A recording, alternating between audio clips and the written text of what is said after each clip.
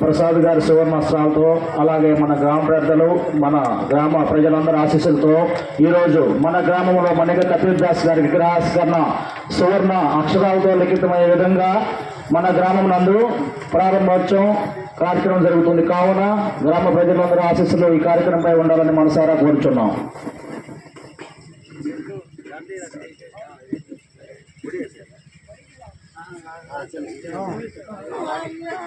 జోహార్ మణి కపిల్ దాస్ గారు.